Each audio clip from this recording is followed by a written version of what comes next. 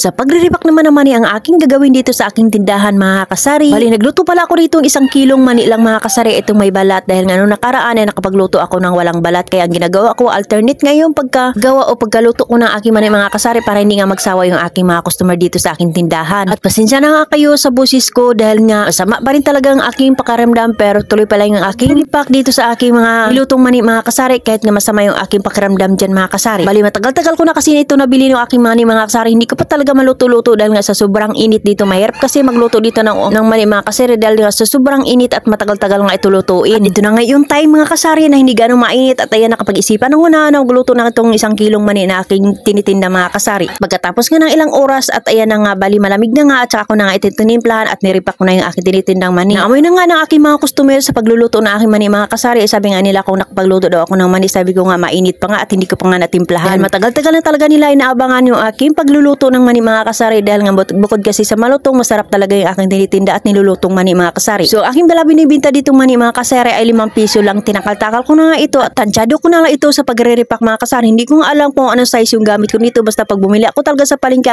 sabihin ko talaga ay yung pag-repack ng mga mani mga kasari. Alam naman ng tindero o tindera doon sa bilihan. Sa pagre-repack nga nitong mani mga kasari malaki talaga yung tutubuin mo pag ikaw talaga gumawa at ikaw talaga mag-repack kaysa doon ka bibili na naka-repack na mga kasari dahil magkano lang talaga yung tutubuin mo sa isang haba. Pero pag gusto mo talagang malaki talaga yung kitain mo, malaki yung tutubuin mo, ikaw ang gumawa, ikaw ang mag-repack ng iyong mga paninda. Kaya kailangan mo lang talaga tiyagaan mga kasari dahil nga bukod kasi sa likod at mabang-habang oras talaga ang gagawin mo dito at ilalaan mo dito sa pagre-repack at pagluluto nitong mga tinitinda mong mani mga kasari. Kaya kung gusto mo talagang kumita at malaki ang tutubuin mo, ikaw talagang gumawa ng mga paninda at mga re-repackin mo mga kasari. Tulad nga nitong aking ginagawa at pagkatapos nga mag-repack ito mga kasari at ayan na nga binutasan ko na nga ito gamit yung puncher dahil isasabit ko dito sa hanging o sa hangira na aking mga chichirya dati mga kasari dahil nga ilalagay ko dito sa bungad o pagpasok pa lang na aking mga customer. Alis sa 1 kilo nga ay nakabalot nga ako nito o nakapag-repack nga ako ng 45 pieces mga kasari. I-times natin sa binta ko na 5 piso. Binta nga ako ng 225 pesos mga kasari ng aking mga tinitindang mani na 1 kilo na aking nirepack o aking niluto. Minus natin yung mantika at itong bawang mga kasari at syempre yung mga iba mga gusto hindi naman masama na tumubo tayo dito sa ating mga nirepack na ating mga paninda mga kasari. Mas malaki pa rin yung ating tutubuin dito sa ating nire-repack na ating mga paninda kaysa doon sa bibili tayo ng ating mga tinitinda na nakaripak na mga kasari. At dito ko pala nilagay yung aking nirepack na mani mga kasari. Dito ko pa na sinasabit dito sa mayang hangiran dati ng aking mga chichirya mga kasari at dito ko pala ilalagay dito na nakabungad dito sa aking harapan o dito sa aking customer mga kasari dahil kitang kita at dito ko talaga nilalagay yung aking mga paninda pag bagong repack talaga yung aking mga binibili o aking tinitinda. So ayun na mga kasari, maraming salamat sa panonood. Magkita-kita tayo bukas uli.